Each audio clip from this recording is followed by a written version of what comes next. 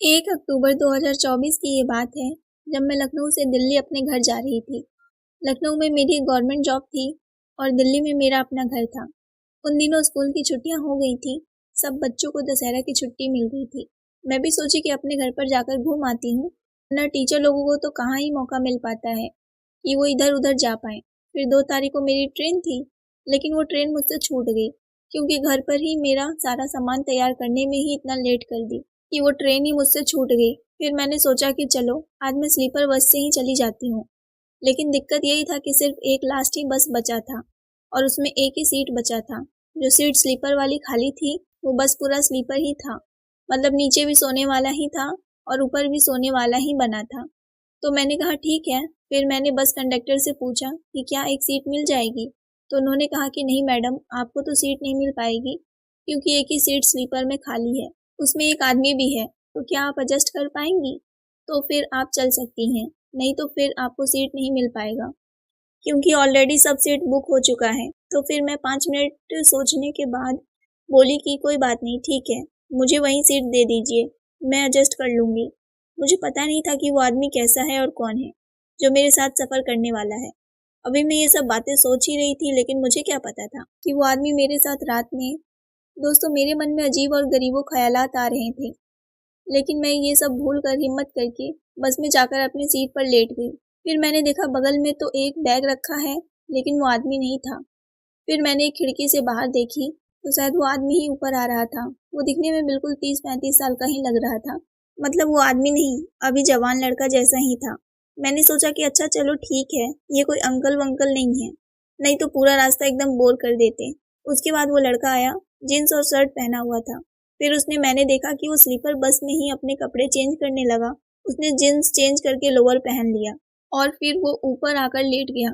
उन्होंने कहा कि मैडम आप मेरी सीट पर। मैंने कहा कि मुझे भी यही सीट मिली है, आप बस कंडक्टर से पूछ लो। तो फिर बस कंडक्टर ने उसे समझा दिया। वो बोला कि अच्छा ठीक है, मुझे तो कोई दिक्कत नहीं है, अगर मैडम कंफर्टेबल हैं तो मैं तो बिल्कुल ही ठीक हूँ। अब सफ़र शुरू हो गया था और जब मैं उसे देखी तो वो गाना गाने लगा, क्योंकि वो ब्लूटूथ लगाकर गाना सुन रहा था। फिर उसके बाद धीरे-धीरे समय बीता और करीब 10 मिनट बाद बस खुल गया। बस धीमे-धीमे चल रहा था और फिर तेज़ रफ्तार पर पकड़ लिया। अब स्लीपर बस में तो ज़्यादा जगह नहीं होती है, 2 लोग होते हैं, तो दोनों आपस में टच हो ही रहे थे। लेकिन हम दोनों के बीच अभी तक ऐसी कोई भी बात नहीं हुई थी, जिससे कोई गलत समझ सके। लेकिन फिर भी मैंने देखा कि वो आदमी जैसे ही रात होता जा रहा था, वो आदमी धीरे-धीरे मेरे पास आता जा रहा था। मुझे पहले तो अजीब लगा, लेकिन मैं चुप रही। फिर मैंने सोचा कि ये क्या हो गया है? कहीं ये मेरे साथ कुछ गलत तो नहीं करने वाला है? मेरे मन में बहुत सारे ख़्याल आने लगे और फिर मैं सोचने लगी कि अब तो मैं इसको 1-2 थप्पड़ मार ही दूँगी, अगर इसने थोड़ी-सी भी और बदतमीज़ी की तो। फिर मैंने देखा कि 5 मिनट बाद मेरे थोड़े और करीब आने लगा, तो मैंने कहा कि तुम पागल हो क्या? तुम्हारे घर में माँ-बहन नहीं है क्या? तुम अच्छे से सो नहीं सकते? तुम अपनी माँ के साथ भी ऐसे ही सोते हो क्या? तो उसने कहा कि मैडम आप मुझे गलत समझ रही हैं, मेरी माँ इस दुनिया में अब नहीं रही। मैं जैसे कंफर्टेबल फ़ील करता हूँ, वैसे ही सोता हूँ, और अगर मैं नीचे गिर गया, तो क्या आप मेरी इलाज करवाएँगी? तो फिर मैंने कहा अच्छा, तो फिर तुम कोने के साइड सो जाओ, मैं इधर सो जाती हूँ। तो उसने कहा कि ठीक है, आप सो जाइए। इतना बोलकर वो कोने के साइड सोया और मैं जब किनारे सोई, तो जब भी बस हिलता तो मैं उसकी साइड खिसक रही थी। फिर उसने कहा कि मैडम देखिए, बात यही होती है, अगर कोई लड़की कुछ गलत कर दे तो वो समाज उसको कोई गलत नहीं मानता, लेकिन अगर कोई लड़का किसी लड़की को कुछ भी गलत कर दे तो सब लोग उसे मारने पीटने लग जाते हैं। लेकिन ज़रूरी नहीं कि हर एक लड़का गलत हो। वो बोल तो ऐसे रहा था जैसे कि वो कितना अच्छा लड़का है, लेकिन मुझे क्या पता था कि उसके दिल में क्या छुपा है। धीरे-धीरे जैसे ही बस आगे जाता जा रहा था और फिर एक बस स्टॉप आया और फिर वहाँ पर लोग बस में चढ़े। अब बस में बहुत ही हिचकिच हो गया था, मतलब बहुत सारे लोग थे और बस अपनी रफ्तार पर चल रहा था।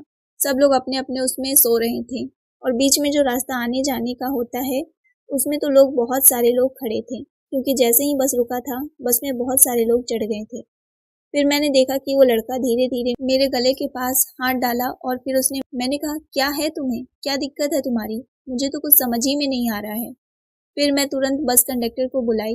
बस कंडक्टर ने कहा, मैडम, अरे आप तो गले के पास कुछ लगा हुआ है। तभी मैंने देखा कि पता नहीं कब उन दोनों ने मिलके मेरी सोने की चैन चुरा लिया और मैं तो उनको को देखती ही रह गई। मैंने सोचा कि अब मैं क्या करूं। फिर मैं तेज से चिल्लाकर बोली कि मैं तो सोने का चैन पहनी हुई थी और इस लड़के ने मेरी सोने की चैन चुरा ली, क्योंकि इसी ने मेरे गले में हाथ डाला हुआ था। जैसे ही मैं इतना बोली, सब लोगों ने मुझे पीछे मुड़ मुड़ के देखने लगे, जो लोग सो रहे थे, कि इस लड़के ने शायद मेरे साथ कुछ गलत कर दिया है। लेकिन ऐसी कोई बात नहीं थी, क्योंकि उसने मेरे साथ कुछ गलत नहीं किया, बल्कि उसने तो मेरी सोने का चैन चुरा ली। शायद वो चोर था और शायद ये कंडक्टर भी इसमें मिला हुआ था। उसने कहा कि मैडम, आप क्यों झूठ बोल रही हैं?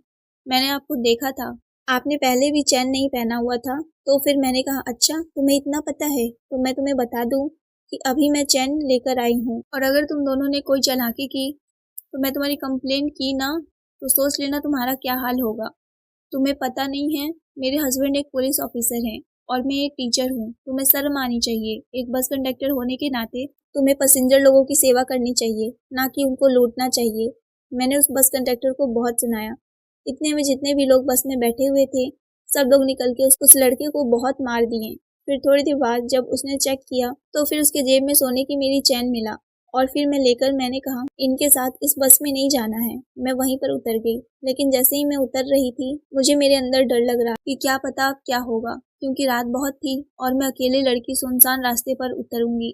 लेकिन मैंने हिम्मत तो कर लिया था उतरने के लिए, लेकिन मैं अभी भी अंदर से बहुत डरी हुई थी।